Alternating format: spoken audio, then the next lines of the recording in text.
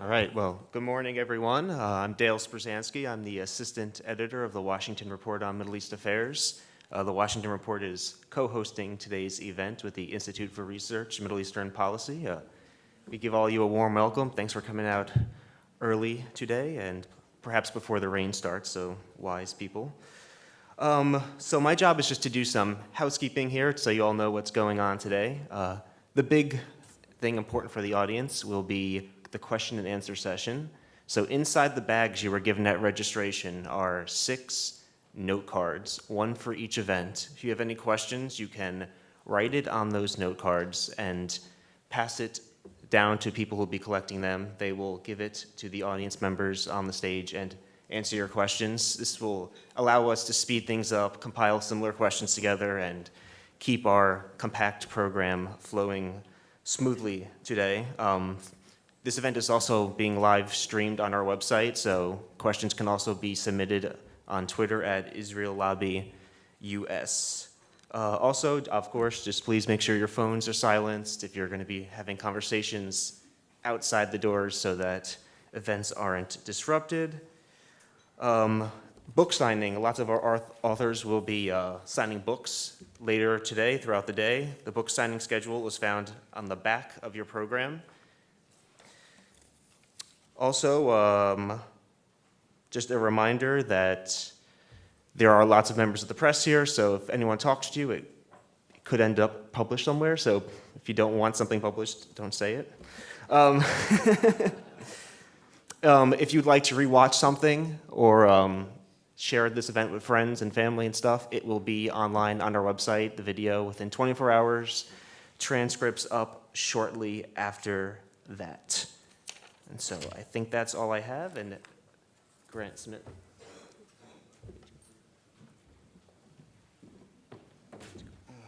Let's see, why don't we do?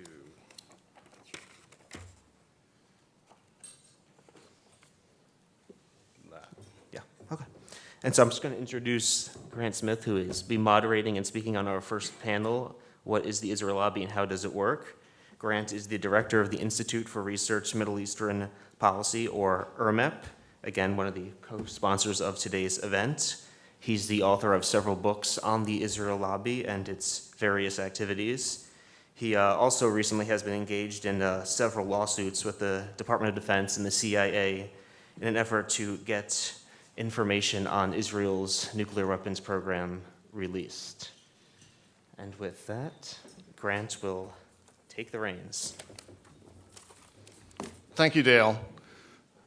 I want to start with a story, and then I'll introduce our other speakers. And that is about one of those lawsuits. On February 10, the Department of Defense released a document, Critical Technology Issues in Israel, that unequivocally confirms for the first time from a U.S. government source that Israel has an advanced nuclear weapons program and national laboratories equivalent to our Los Alamos and Lawrence Livermore laboratories, and that the Sorek reactor, a gift for Atoms for Peace from the Eisenhower administration, has, quote, the technology base required for nuclear weapons design and fabrication. This process was 1,132 days and another 140 days in federal court. As many of you know, and this is one reason we're repeating so many of these loops about nuclear weapons, we do have modifications to our Foreign Aid Act of 1961, the Symington and Glenn amendments that occurred in the mid-70s, which explicitly prohibit U.S. foreign aid to countries trafficking in nuclear weapons technologies outside of the Nuclear Non-Proliferations Treaty. And so our question must be, how much are Americans at this point owed for all of the aid that was delivered on false pretexts? This amounts to $234 billion as of today. And if there are 122 million US taxpayers, our average refund per taxpayer is that figure up on the screen, $1,900.09 and 54 cents, or $9.54. So the question is, it's a video to say, why do presidents deny that this weapons program exists? Why does the press underreport it? In this game, as in many games, if you're looking at a con develop and you can't figure out who the mark is or the victim, that's because it's you. In this case, strategic ambiguity, as it's called, is a farce masquerading as grand strategy that started back during the Nixon administration. In 2014, the ISCAP, which is the highest declassification authority in the United States, overruled and released information about the Nixon-Meyer negotiations in which Nixon's feelings that he would be, quote, have a Zionist campaign to try to undermine, unquote, him if he did not agree to this gag policy is clear at this point. Israel claims it won't be the first to introduce. Our presidents won't comment on it. Whistleblowers are punished by Department of Energy regulations.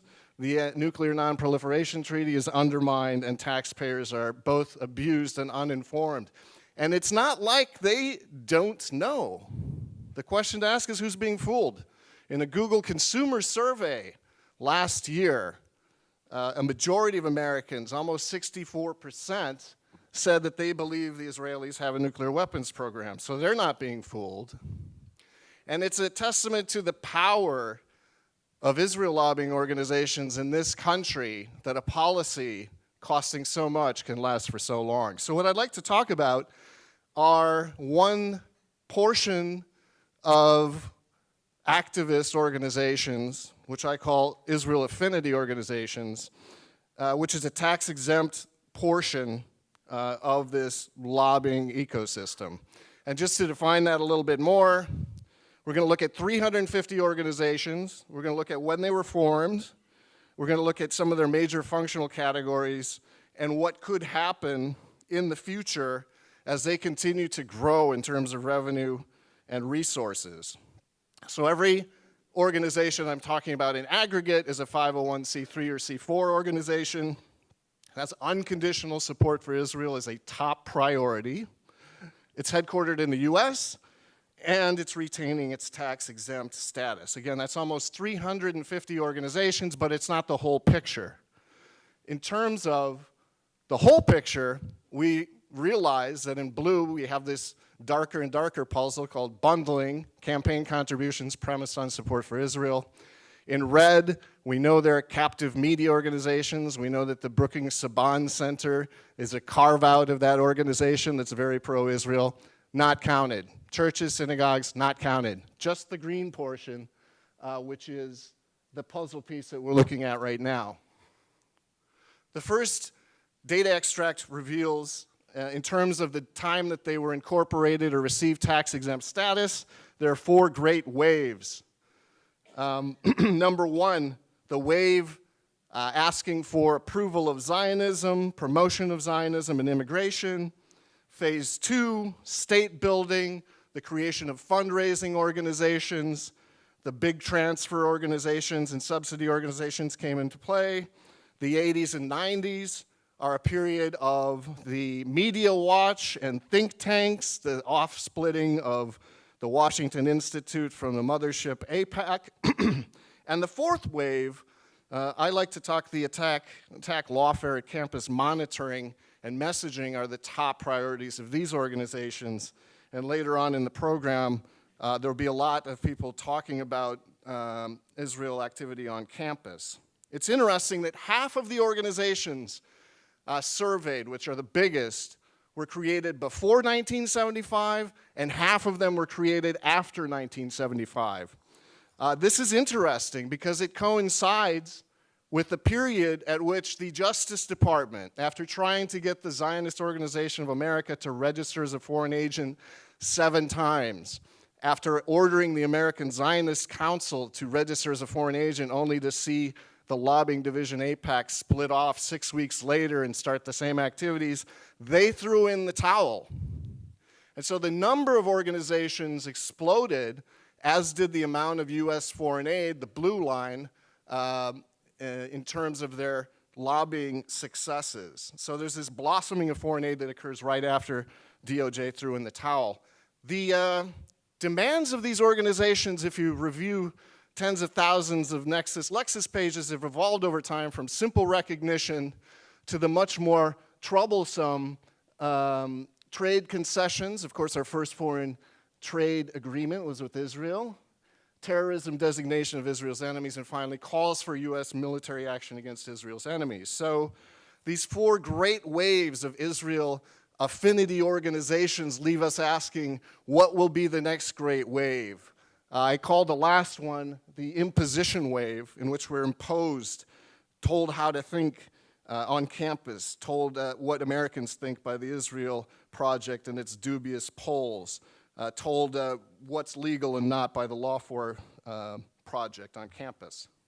These campaigns have been so highly successful because Americans are fooled. In fact, right now, most Americans, according to a Google consumer survey that we took last fall, statistically significant, 58.5% think Iran already has nuclear weapons right now. So just like the run-up to the war in Iraq, where Saddam was believed to be involved in 9/11, involved in possibly having weapons of mass destruction, we're at that point right now in terms of Iran. And who can blame them? With terrifying videos. This is a clip from the Clarion video called Iranium, which shows us these menacing Iranian boats off the eastern seaboard launching nuclear Scud missiles into the United States. If I receive that, watch it, and believe it, of course I think Iran has nuclear weapons. So in aggregate, the total revenue of these 350 organizations has been growing. It suffered a bump, obviously, during 2008. In 2012, it was $3.7 billion a year. The total charitable sector in the US is about $350 billion. That's growing at 4% per year. On average, Israel affinity organizations are growing at 5%. And that makes a big difference over the long run. At present, in aggregate, this sector of 350 organizations with Israel as a top priority are right behind the United Way, the largest tax-exempt organization, and right ahead of the Red Cross. So we're talking about serious money and a very cogent set of different categories of activity. So I'm going to break them down into subsidy, fundraising and local political action, the advocacy organizations, and education and training, and look at their changes over time. The base of this pyramid are the organizations that collect revenue, tax-exempt, send it to Israel, send it as American Friends organizations, American Friends of Technion, et cetera, and ship it overseas. The second level, fundraising and local political action, are the federations and JCRCs. Then we have advocacy organizations like AIPAC, and finally education organizations. So these subsidy organizations represent about 100 organizations.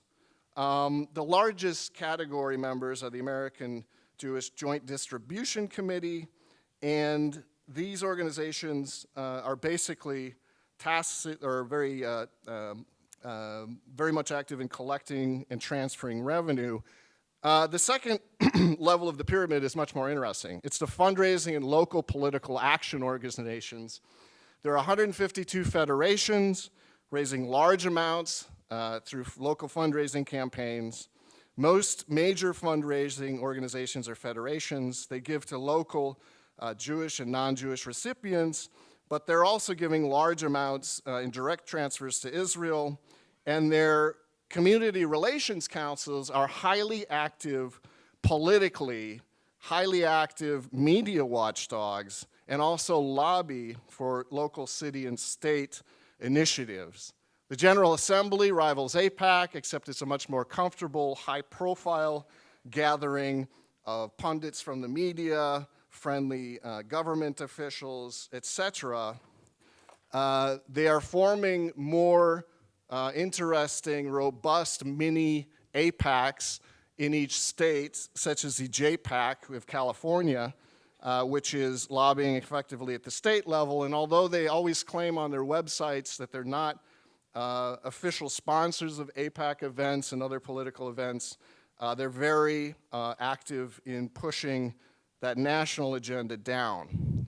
Close up, if you look at a foundation in Greater Los Angeles, they paid out $50 million in grants, 6.6 in transfers to Israeli organizations, another 3.8 to some of these newer media watchdog, Birthright Israel, which organized trips, the Israel Project, which does research, and money for lobbying to the JPAC of California. If you're not involved in this, the tax impact is still clear. It creates about a $7.8 million hole that others will have to fill.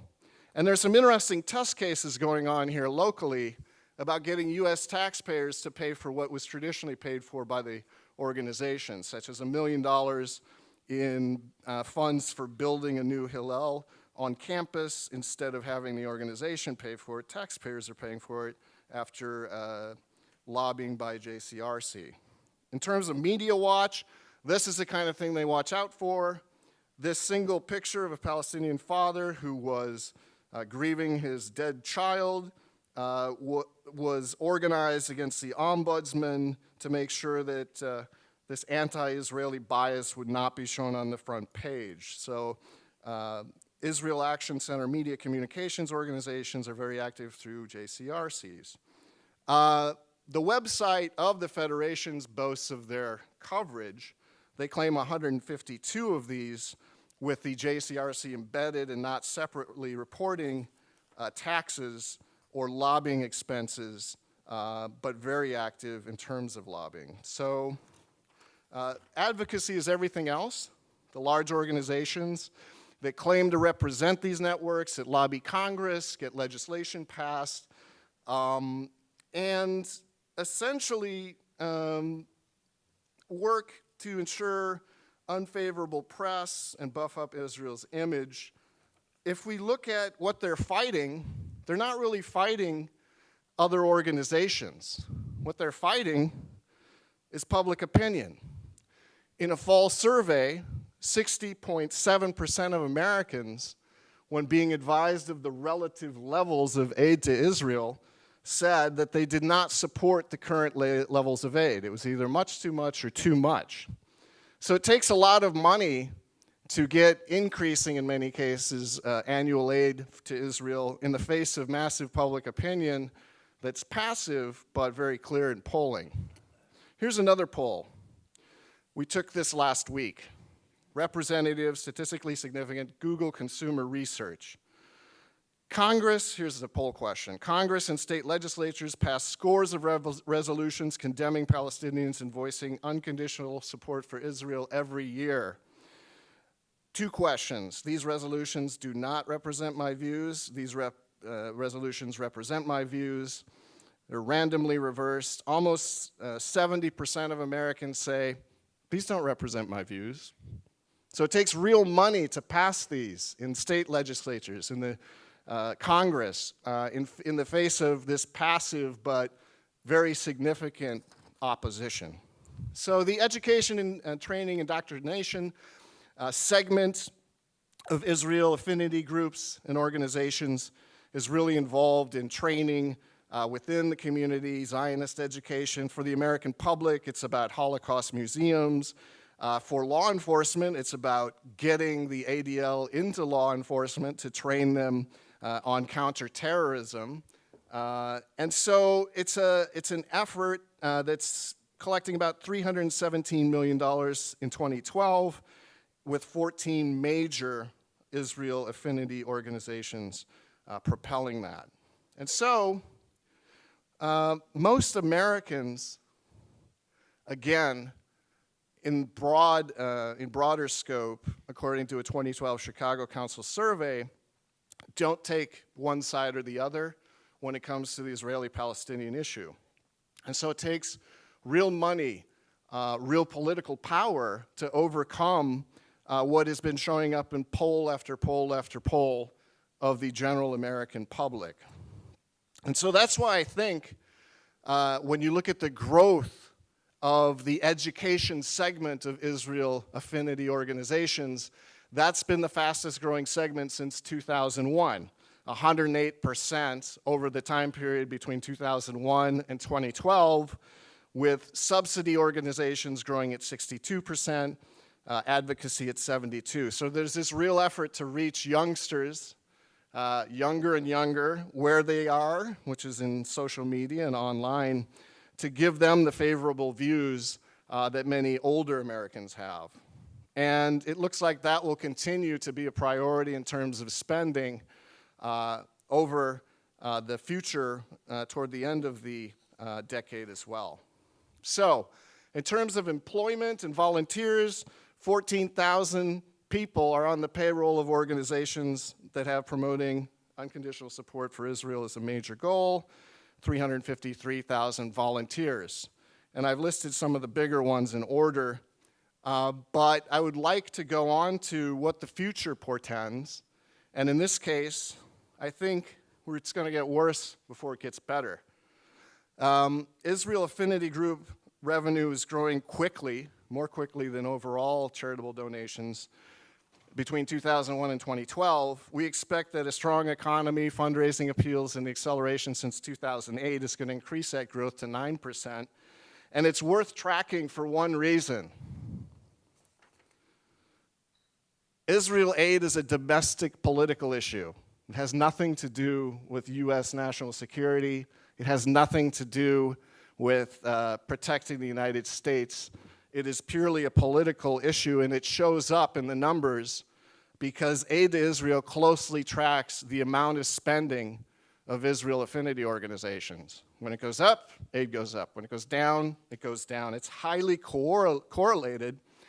And so I can say with confidence, especially with President Obama making noises of conciliation after this initial Iran agreement, that there will be more aid, secret and public, in the future. And so we see probably toward the end of the decade, $3.5 billion in aid increasing to $7 billion a year if this trend of correlation between fundraising, sort of a symbol of political support, and aid continues. They're closely related. I would urge, however, every American insist on getting their $1,900 back before this happens. Finally, I want to talk a little bit about agency regulatory capture. I already mentioned the Justice Department threw in the towel. It does not enforce laws on the books about foreign agency and consorting with foreign governments and bringing that in as a domestic political issue. We've had espionage investigations against AIPAC, the ADL, the Weizmann Institute. They were all quashed by political pressure. The U.S. Treasury Department has never pulled tax-exempt status for any reason more innocuous than failure to file. And yet, the charitable purpose of these organizations is dubious. The American Israel Education Foundation, which was granted tax-exempt status as an education organization in '89, is supposed to educate Americans about the Middle East. And it said all research will be produced and published and made available to the general public. Well, it never has been. They don't even have a website with more than one page, and that thing was put up a year ago. Their observable activities are taking members of Congress on trips to Israel, 1,000 of them between 2000 and 2015, and their family members, providing tax deductibility to donors for AIPAC education, what I would call a disinformation campaign. A secret source gave us their latest briefing book, and it's essentially a list of points which, if you read it ahead of Netanyahu's speech and his claims, you'd see that the same claims are in this briefing book to Congress, that there is really no negotiation to be done over Jerusalem, that because Congress recognizes this in resolutions, they're no longer subject to debate. And so it's really interesting to thumb through that thing and see that it's really not education. AIPAC, again, has the same sort of problem in terms of where it came from and when. They were incorporated in 1963, 6 weeks after their parent was shut down. Their tax-exempt organization application in '67 was for charitable education and religious association, but they've been lobbying, just like their parent has, and have never been called on the extremely tight coordination with the Israeli government, They've never been prosecuted for obtaining on 3 occasions classified information to lobby against American industries and pass a free trade agreement, missile secrets to overturn sales to allies, and they refuse to register under FARA. Even though they are a successor, the Justice Department is uninterested in that.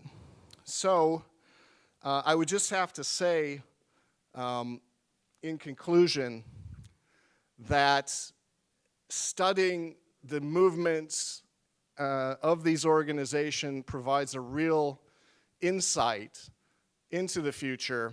Our next 2 panelists will provide a level of detail that's even greater in terms of their observations inside and outside of these organizations. I think I'll just start off then by introducing our next speaker, Seth Morrison, who's held leadership posts in various local, regional, and national Jewish organizations, starting in college as a youth leader in Young Judea. He's currently active in Jewish Voice for Peace. He's serving in the DC Metro Chapter Steering Committee and on the National Congressional Outreach Committee. In 2011, Seth resigned from the Washington, D.C. board of the Jewish National Fund in protest over Israel's repeated evictions of Palestinians from their homes in East Jerusalem. So at this point, I'd like to hear from Seth Morrison. Thank you very much.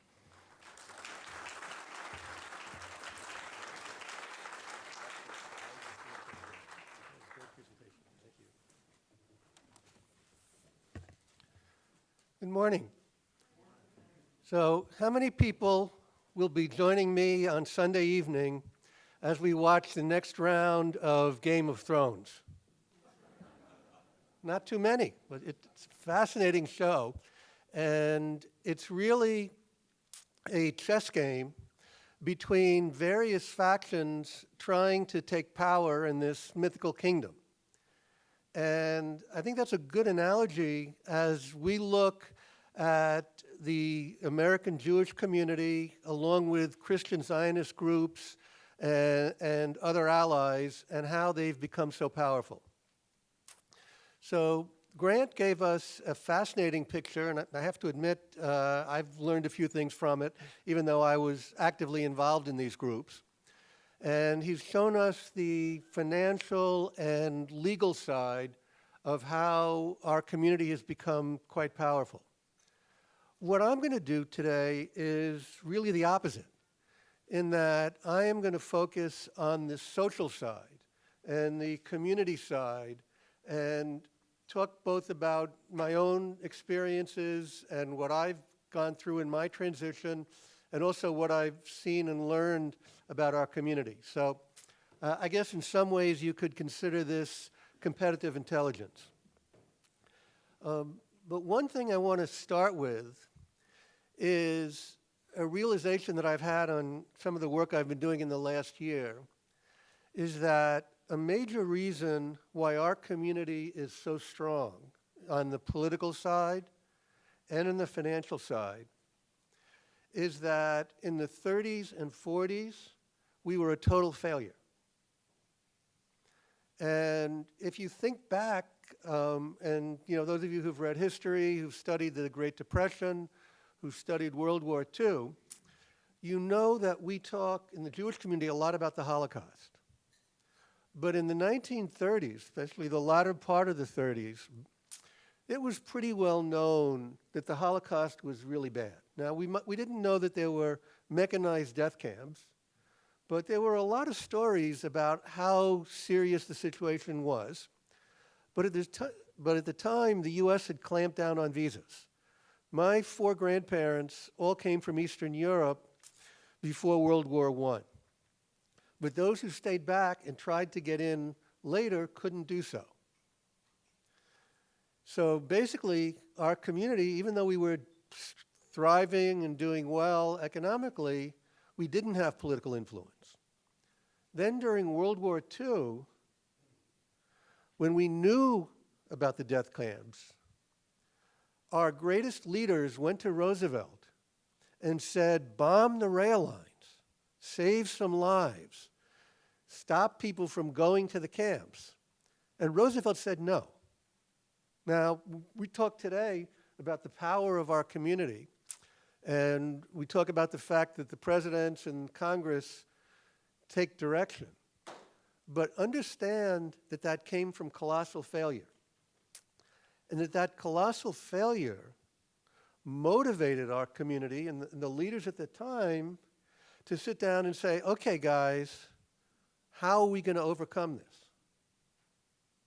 So taking that personally, I was born in '51, and when I started Sunday school in my synagogue at age 3, we marched around in blue shorts and little white caps playing kibbutzniks.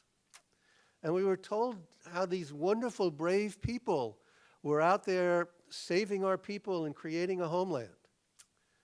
All of the clergy members and religious school teachers in my synagogue and in most of the other synagogues were Holocaust survivors. Now, it was sort of a charitable thing. These people came through utter terror. They hadn't gone to college. They needed jobs. We found them jobs. As kids, I have to admit, we were pretty cruel. You know, we made jokes about their accents and all of that. But that lesson also came through that these were people to be revered and were through terrible things. We also knew that you didn't really talk about being Jewish too much outside of the home and the synagogue. I mean, there was not a lot of anti-Semitism on Long Island in the mid-50s and 60s, but we were aware that we were different. But suddenly came June of '67, and everything changed phenomenally with the Six-Day War. We won. We were victors. We were no longer victims.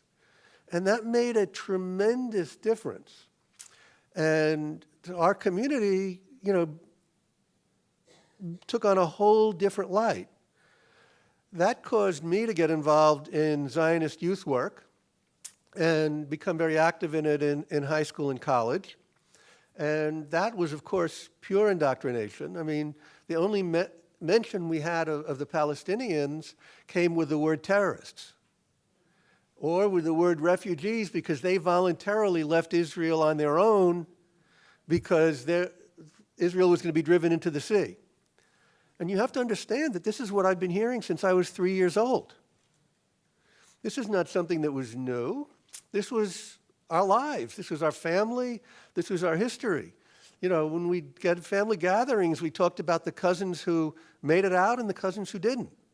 You know, we talked about cousins who lived in Canada because they couldn't get into the U.S. So, you know, this was a major indoctrination. So after college, I did not move to Israel. I was sort of a failure in the Zionist world.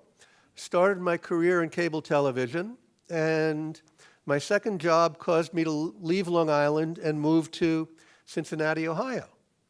So I'm in a new community. I know a few people at work. What do you do? Well, you look for the Jewish community. And, you know, I found the Jewish person at work, and she took me to her synagogue one day, and then I went to some other synagogues. You get involved in your community. I think it's only a natural thing.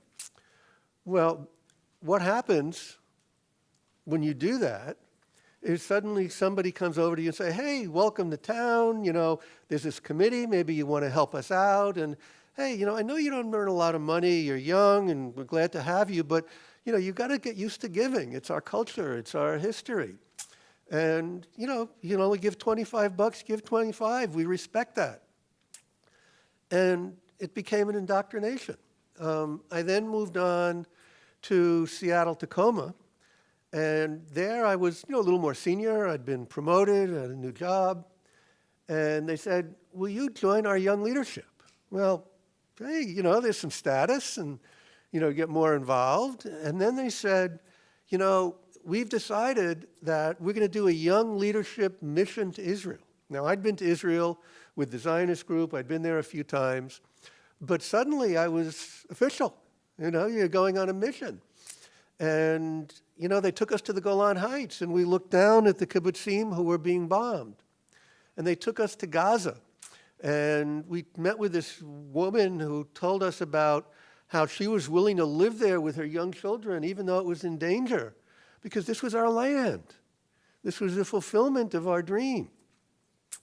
These things all made a tremendous difference, and they make an impression on young Jews, even like those like me who are not particularly religious. It's a way, it's an involvement, it's an identity. Now, my career took me to the Bay Area, and really by coincidence, I had a couple of things happen at once. A friend of mine from the youth movement, who was basically a member when I was a leader, and I'd sort of stayed in touch with, became a pro-Palestinian activist. And he actually went out and learned Arabic and talked about the fact that, these aren't bad people. And frankly, he called me and asked for some money, but, told me what he was doing and the work he was doing, and basically said, you're not hearing the whole story. And that started a long round of changes. Also, equally by coincidence, I met somebody who was involved in the New Israel Fund. And for those of you who don't know the New Israel Fund, it is a Jewish charity, or Israeli charity, that focuses on civil society, democracy, human rights. It supports many of the civil rights groups that are working on behalf of Palestinians. The one thing they do not do is support BDS, but they are very much progressive, very much in light of things that most of us in this room would support. But when you get into that question of what is a Zionist, they will tell you that they believe in a Jewish state.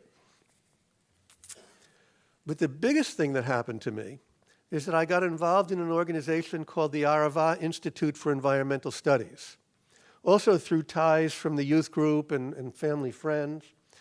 Arava is university-level education on the environment for Hebrew speakers, Arabic speakers, Palestinians and Jordanians, and North Americans. And that became my major personal fundraising focus for a number of years, and took me to Israel a few times, and gave me the opportunity to meet many young Palestinians who were basically saying, I'm so concerned about the environment that I'm willing to sit and live and work with Israelis so that we can work together on the environment. And many stories I could tell you, but the one I think hits closest to home is that a few years ago, we had a couple of Arava alumni, one Israeli-American woman and a Palestinian man, his name was Anton, who lived in Bethlehem and had studied at the Institute. And they were here on a fundraising tour, and we had a day off here in DC. And I said, okay, what do you guys want to do? You have all of DC, I'll be your tour guide. And they both said, we want to go to the Smithsonian. We've heard, about these museums. So we went first to natural history, because Anton is an ornithologist and wanted to see that collection. Then when we finished, we had a cup of coffee, and I said, okay, what do you want to do? And we were looking at the map of the Smithsonian, and to be honest, I almost fell off my chair, because Anton said, I want to go to the Holocaust Museum. I've heard all my life about the Holocaust and how the Holocaust is the reason for Israel and how the Holocaust justifies Israel. But I've never really understood it. Can we go there? Now, those of you who tried to go to the Holocaust Museum know that they're sold out most of the time. You need tickets to get in. And, I sort of got my courage up, and I went up to the information desk and said, I have a weird story for you. I'm Jewish, I don't have tickets, but I have a Palestinian man from Bethlehem who wants to learn about the Holocaust. Can I please have some tickets? The woman looked at me like I was nuts, and she said, well, I'll have to talk to my supervisor. But the supervisor came out, and I told her the whole story, and she said, sure, we're honored. And we did our tour. We came out, and we were both pretty emotional. You know what it's like to visit that museum. And I said, Anton, what do you think? And Anton said, I never knew. I never understood what this was. I never understood how horrible it was. Thank you for taking me. This is terrible. But then he took a deep breath, and I'm glad he trusted me enough to say this. And he has, by the way, given me permission to share this story. He said, but how does that justify what I go through at the checkpoints? Brilliant. And I think that's a very important learning, that we have to separate these things. So I became a J Street activist. I got involved in JNF because of Arava, because Arava gets its funding from JNF, and it was a way to bring more money in.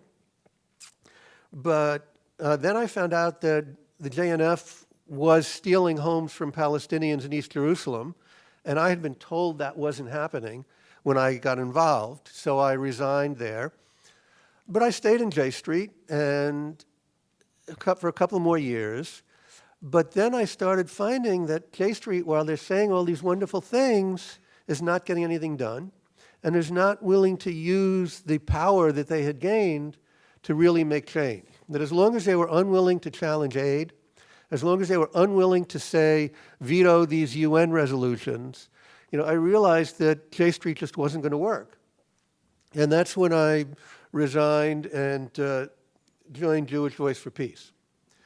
And it's helped me, over the last couple of years to understand a lot more about these organizations, about this structure, and while still respecting the Zionist idea, because that is part of my heritage and culture, I also, have realized that the current situation is untenable. And, I don't know how we're going to solve this. 1 state, 2 states. There's a lot of healthy debate. But it's clear that strong, aggressive action is going to be required to make change. And that's what I think groups like JVP and others, like most of you, are willing to do. So let me take this discussion back to the broad level and pick up on where Grant left off. And what I want to talk about is the group that really is responsible for the strength of the Jewish community. And most of you would probably say that that's AIPAC. But I will respectfully say that that's wrong. Do we have the first slide on here? You can just go back, and those are the associates. Right. Oh, we don't have the other slide on here. Oh, okay. Missing a slide, but that's fine. The group that is really in charge, that you don't hear about very often, is the Conference of Presidents of Major Jewish Organizations. Now, if you look at these slides, you will see on these slides 53 organizations that are every large Jewish group with the exception of J Street and Jewish Voice for Peace. All of the synagogue groups, all of the fundraising groups, all of the political groups, all of the influencing organizations. 53 people in one room control those groups. How many people know who the board of AIPAC is? Well, and I have to admit, Grant told me this one when we were getting ready for this presentation. And I sort of knew it, but I didn't realize it as directly. The Conference of Presidents, these 53 people, are the board of AIPAC. It is in that body that these decisions are made and that all of this confluence come together. The synagogues get their marching orders. The universities get their marching orders. The charities get their marching orders from those 53 people. And every once in a while, you'll meet a liberal Zionist, like I was, and they'll say, we stood up and we argued for the Palestinians. Well, you know what happens? They're outvoted, 50-3. And they stand up and they say, I argued for the Palestinians. And they may feel good, and they go to all these fancy meetings, but the reality is that they're ignored. So let me just give you two conclusions that I hope you'll keep with you throughout the day and throughout your work. One is that we have to understand who our opponents are, and we have to use the same skills. We have to find a way to unify our groups, whether it be church groups or peace groups or mosques, and organize ourselves as strongly as our opponents, because they are strong, and they've put together a wonderful organization that somebody could do a case study on. We must learn from them and use that. The second thing is, I only have a moment left, but many of you have heard about a Palestinian initiative against what is called normalization. And it's a very valid issue that says that Palestinians should not participate in activities that normalize the occupation or show them on the same level as Israelis, because clearly they're not. And I support that initiative. But I will also say that I would not be here today if I hadn't met Anton and so many other Palestinians willing to educate me about their life story and about their history and about why there's another side. So especially as we look at American Jewish communities, we have to talk to them. We have to reach out to them. And it's not easy, and you'll hear things we don't like. But especially we have to bring Palestinians to them and say why they're mistreated and how they're mistreated and share their stories so that we can all learn from each other. Thank you.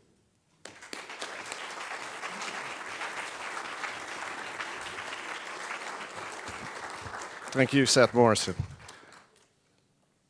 If you'd like to start passing comment cards to our collectors, Tabitha or Sebastian, you can start doing that. Our crack journalists from Japan over there at the table, you need to move out because we're going to use that Twitter feed to collect questions as well. So thank you, Rai. So our next speaker is Jeffrey Blankfurt. He's a photojournalist and radio host. He made his first trip to Lebanon and Jordan in the 1970s to take photos for a book on the Palestinian struggle that led to his involvement in their cause.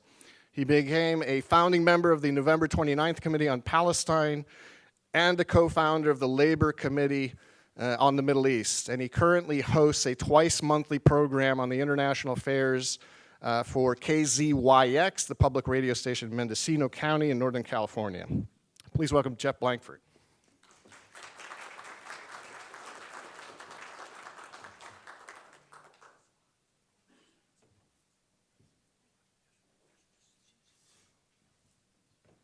I see my time is ticking off here. First of all, I'd like to welcome you to the most important Israeli-occupied territory, Washington, in case you had any confusion about that. And that will be proven by the fact there'll be no coverage of this event in the national media, as what happened last year, although C-SPAN did cover the event last year, not this year. Well, the Anti-Defamation League I'm going to talk about today was formed by B'nai B'rith, the world's oldest Jewish organization, 101 years ago, last October. It was formed to, quote, to stop the defamation of the Jewish people, to secure justice and fair treatment to all citizens alike, and to put an end forever to unjust and unfair discrimination against and ridicule of any sect or body of citizens, end quote. By 1937, however, it was already in the spying business, providing information to the federal government about individuals and groups that it considered to be subversive. One of them was the first House Committee on Un-American Activities, run by Martin Dies, whose antipathy to Jews was well known, and among its first targets was the National Lawyers Guild, the majority of its members who happened to be Jews. A decade later, in 1947, it joined the House Committee on Un-American Activities in the Hollywood witch hunts, acting as a liaison for those Jewish witnesses who wished to inform on their friends and offering information on those who refused to do so. In October that year, hearings before the House Committee on Executive Department Expenditures revealed that the Civil Service Commission, without congressional authorization, was collecting information on individuals who had not applied for jobs with the civil service. the alleged subversives.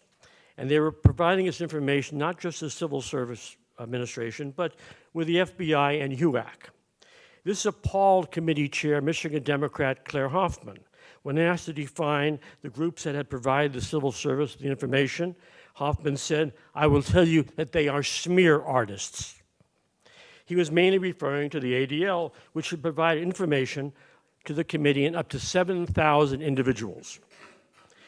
Mind you, this was a year before Israel came into being and reflected more the nature of the ADL than its commitment to Zionism.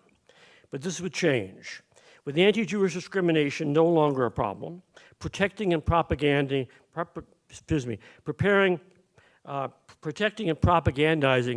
for the new state of Israel and censoring its critics and intimidating those potential critics came to dominate ADL's agenda and has since.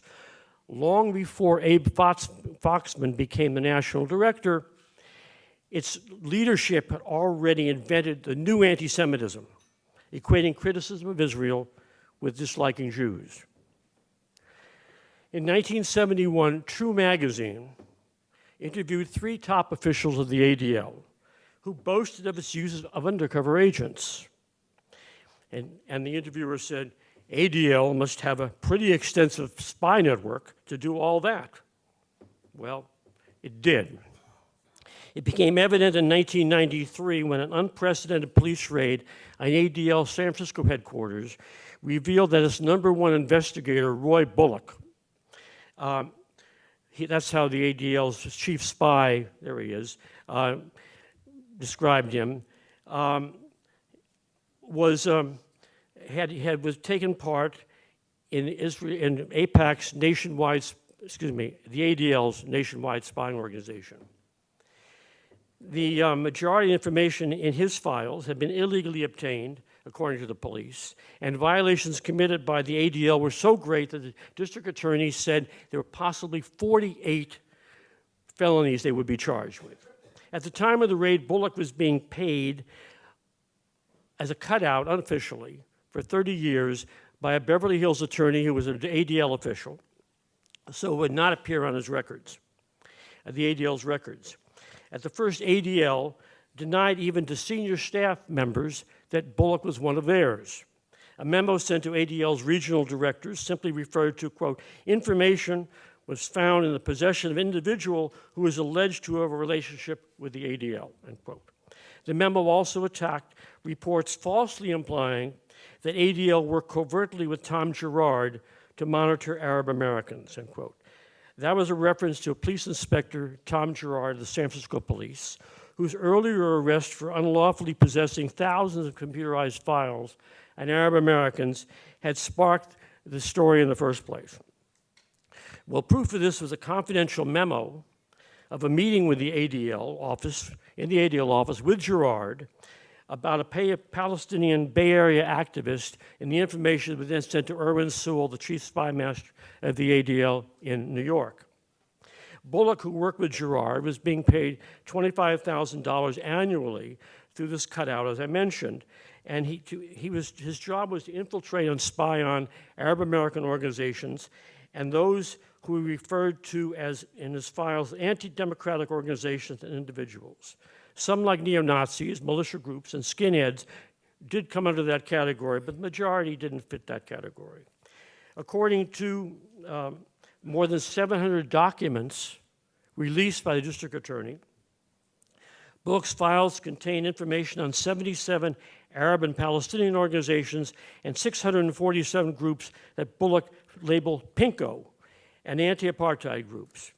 What Bullock labeled PINKO were organizations from every sector of the progressive social, legal, and political spectrum, from the NAACP to the Asian Law Caucus, United Farm Workers, and so on. Any group that might eventually take a position on the Israel-Palestine conflict, he kept files on. The names of more than 12,000 people on whom he kept files, though, were never released. The decision to make what he had public effectively ended the district attorney's political career. But then he caved in to pressure from the Jewish establishment and didn't file any charges against anybody. It didn't help him, however. A separate section of Bullock's files were devoted to groups opposing South African apartheid, including the African National Congress, which the ADL vehemently opposed. His surveillance of anti-apartheid activists reflected ADL's efforts to keep information about Israeli-South African ties from going public. Since, as Bullock acknowledged, he was already collecting this material for the ADL, when he went to work for South African intelligence officially, and being paid for South African intelligence, he was already doing that work. He didn't have to do any more work. His career began to unravel when he infiltrated the Labor Committee on the Middle East, which Bay Area labor and anti-apartheid activist Steve Zeltzer and I founded in 1987. Bullock attended the first two meetings at Zeltzer's house, and he had infiltrated a anti-apartheid group that was supporting an imprisoned South African labor activist, and that's the way Steve invited him to come to the first meeting. And I had met him because he had infiltrated the American Arab Anti-Discrimination Committee, where because of his beefy appearance, he worked as security at their events.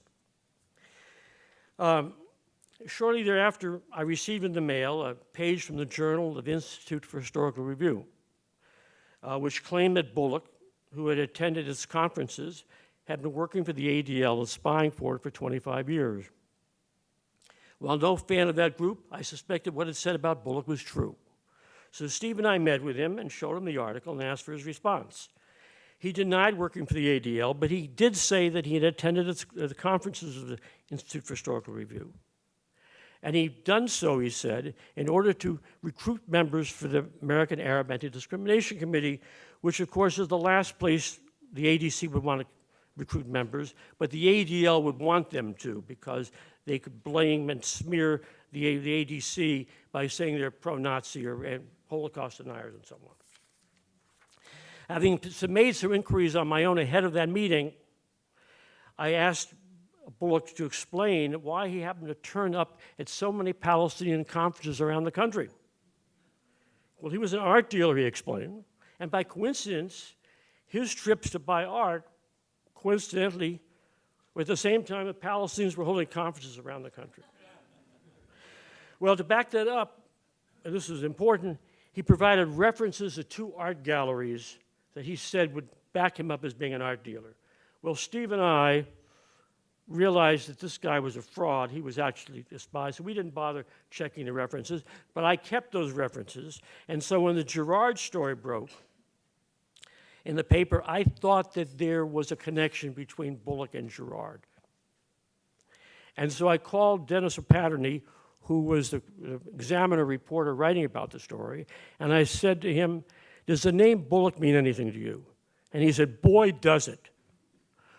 At that point, it was only a last name in Girard's files.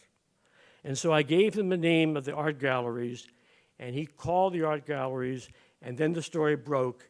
And ABC came out, photographed Bullock on the streets of San Francisco, and it became the big story in the local newspapers. And I was attacked in Jewish newspapers from Jerusalem Post, Jewish Forward, Washington Jewish Week, for having done that, having exposed their spy. By a twist of fate, ABC wanted to speak to one of the people who had been spied on by Bullock, and so the Assistant District Attorney, John Dwyer, gave them Steve's file, and in Steve's file was my name. So Steve called me to tell me, "You're in my file." So I called Dwyer. It was about 2 o'clock in the afternoon. I said, "Could I get my file?" He said, "Sure, come over and get it." And I wasn't that far from the Hall of Justice, so I went over to get it. And if I hadn't done that, I never would have seen the file, because that night, thanks to an ADL request, the files were closed and have been closed ever since. That enabled us to have a case. The information on mine was a mixed bag, much of it sloppy, most of it wrong, such as my having married a woman in 1963 who I never heard of.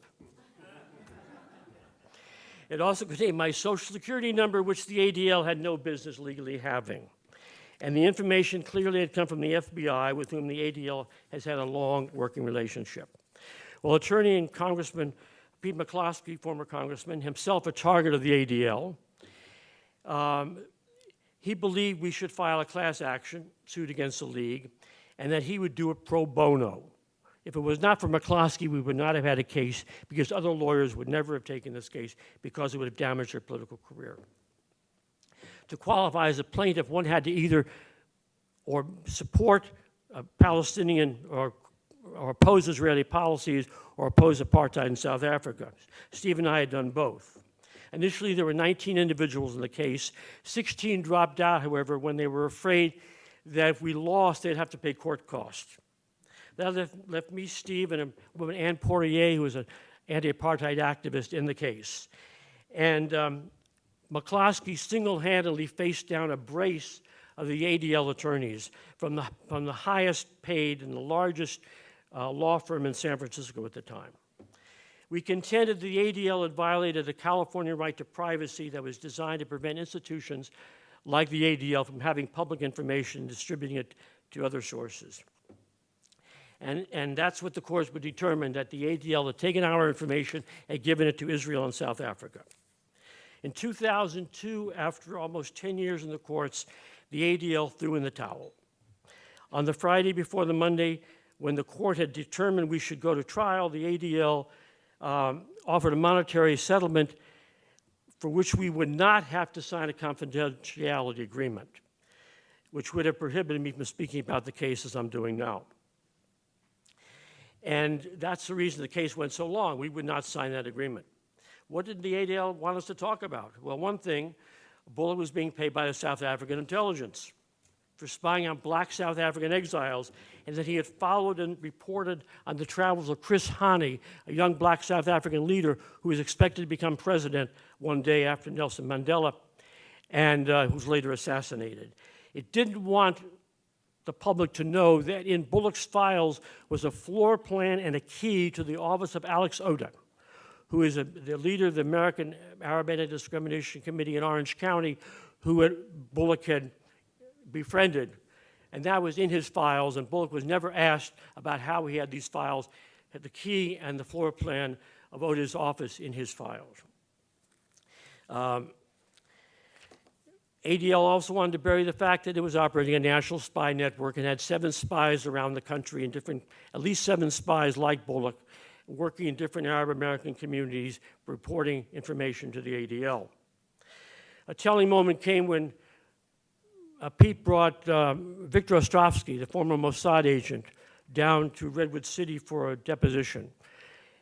And the ADL lawyers asked him to give him the information that he had taken from Mossad when he had left Israel and used it for his book. So here's the ADL lawyers asking the former Mossad agent for his files from Mossad. You want a connection between ADL and Mossad? It's right there. It was, of course, it was logical, but back in 1961, there was a letter from the head of the ADL, Ben Epstein, which he bragged about how the Israel and the ADL provided information to the government of Israel and the government of the United States. So, and he bragged about that when Joftis, who was the head of the B'nai B'rith, complained, Joftis was fired. He said the ADL shouldn't be doing that, said Joftis, and so Joftis lost his job.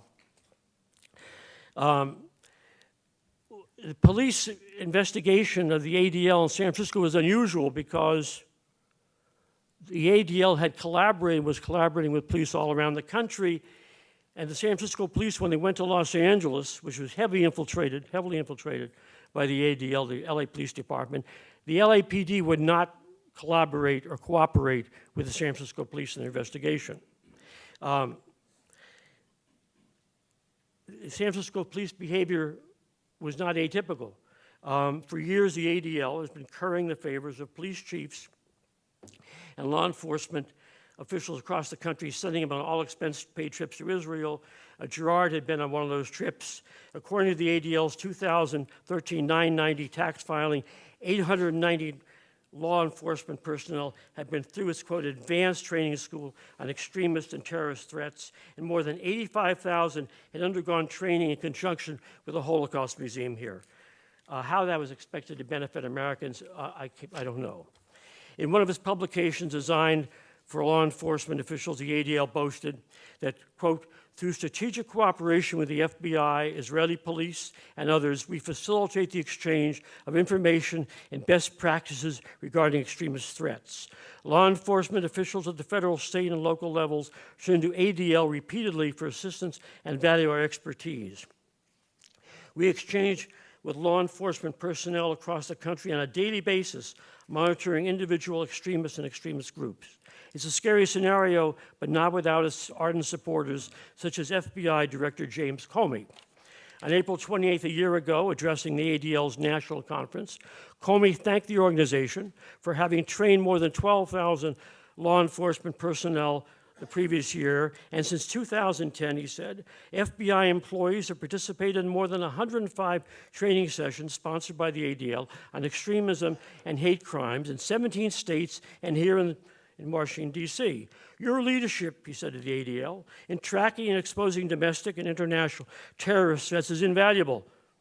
And the training you voluntarily provide at conferences and classrooms at the community level is eye-opening and insightful. If this sounds a bit like a love letter to the ADL, he said, it is, and rightly so. Reality check. Shortly after Comey's talk, Rand Smith here, under the Freedom of Information Act, requested copies of the training materials used in the ADL sessions with the FBI. According to the Justice Department, they couldn't find any. Second reality check, and closing up here. In November 1983, Leonard Zakim, executive director of the ADL's New England office in Boston, sent campus Jewish leaders a booklet, quote, a booklet containing background information on pro-campus Arab sympathizers who are active on college campuses, telling them that if, quote, you need more information on these individual groups or any others, please call us, end quote. He encouraged them to pass knowledge on that they may have on other individuals and groups onto us so we can have a more complete and useful listing, end quote. In a postscript, he cautioned that, quote, this booklet should be considered confidential because it easily could be misconstrued, end quote. Among the names were Professor Edward Said and Senator James Abourezk. The booklet's existence was not made public until January 1985, when the Middle East Studies Association was preparing to pass a resolution asking the ADL to disown the document. When questioned about it by the New York Times, Zakim said the document had been careless and that he would not have written the cover letter if he considered the matter thoroughly. Given it had been distributed more than a year before that, it's obvious the only thing that Zakim regretted was that he'd been caught. His reputation survived that. In 2002, Boston had a new bridge, and they named it the Leonard P. Zakim Bunker Hill Memorial Bridge, after Zakim and the American colonists who fought the British at Bunker Hill. I would very much doubt that if those colonists were around today, they would like to be linked with the ADL. Thank you very much.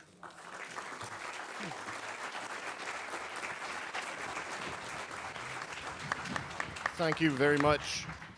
Do we have these mics on? Okay, that's great. So our next panel should be assembling over on the side. Again, if we can have Jeff Blankford's questions brought up to him directly. We're going to start the next panel right on time, so we've got about 5 minutes for questions. You can always ask us later as well. I've got a few questions here. Question number one, can't Arab allies of the U.S. use the legal approach of lobbying to influence the U.S. Congress? The answer is no. The 1938 Foreign Agents Registration Act is selectively enforced. If you're Pakistani, you will be prosecuted if you attempt to do this. It is only one country that really has a total exemption to this. Question number two, how many A-bombs does Israel have? I don't know. Jimmy Carter, after he left office, speculated it was 100 or 150, something like that. About 300. 300, okay, thank you. Saw him this morning. All righty. Okay, I quoted documents proving that Israel has nuclear weapons laboratories equivalent to Los Alamos. Does that mean that it not only has a fission bomb, but also a fusion bomb? The report, again, you can find it online, Critical Technology Assessment in Israel and NATO Nations. It states unequivocally that in 1987 they were developing the codes they needed to build hydrogen bombs. So look at the report, but it's pretty unequivocal. So I'll leave it to Seth. He's going to go through his questions. Okay, I'll try to go through these quickly because there's a lot here. How could or should you delegitimize the Israel lobby without delegitimatizing Israel itself? Do you think Israel is sustainable? You know, in all honesty, I don't know. What I do know is that, you know, we tend to focus on the Israel-South Africa analogy. And there is a problem with that analogy in that in South Africa, the whites were like 10% and the blacks were like 90%. In Israel, roughly 50% of the people are Jewish. We have a horrible situation with competition for the land. And we have to find a way to be fair to all of them. And hopefully better minds than mine can do that. Does AIPAC mentor or develop people in Washington at the senior level? I'd say it's the wrong question because what AIPAC does is it starts at the beginning. In local communities, AIPAC is politically neutral. They recruit both Democrats and Republicans and go to see everybody. So if you run for city council or state legislator, somebody's going to come over to you and say, hi, I'm a Democrat. If you're a Democrat, then I'm a Democrat. I'm from AIPAC. We just wanted to say hi, and by the way, here's my check. Now, it's somebody who was probably going to give him a check anyway, but he's doing it through AIPAC so that he gets the influence. So by the time they get to D.C., they're already purchased. Do you want me to go through? I want you to do one more, and then Jeff Okay. has the final. Okay, let's see. Oh, this is an interesting one. Talk about the funding of the Conference of Presidents. Again, it's a non-issue. These are the heads of the groups that we just heard raised millions. The Conference of Presidents is unbelievably small. It has one executive, and I think maybe if I read correctly, it's like 5 or 6 staff. They do it. They're a decision-making body, not an operational body. So funding for them is not an issue. It's interesting, Malcolm Hoenlein, who's the longtime executive director of the Conference of Presidents, bragged back in 1995 when Clinton was president as having been like the architect helping to form the first counterterrorism and death penalty act, which added the number of possible death penalties under the federal law, but also really responsible for making it almost impossible for Arab Americans to donate money to Palestinian organizations without possibility of being arrested for collaborating with a terrorist organization. So they're very instrumental, and they have access to the offices of every member of Congress. We've got 55 seconds. 49. One other thing I should say about AIPAC, you'll be hearing about later, is they have their meetings and dinners and luncheons all over the country, and they invite members of all the local officials, mayors, city councilmen, supervisors, police chiefs, anyone who's a potential candidate for Congress. And when they leave, then the local federations, Jewish organizations, then send those officials on all expense-paid trips to Israel. So by the time when they come back, they realize that these organizations are powerful politically, and if they're ambitious politicians, they know where the bread is buttered. And so they're in Israel's pocket even before they run for Congress. Thank you very much. Next panel, please. Thank you.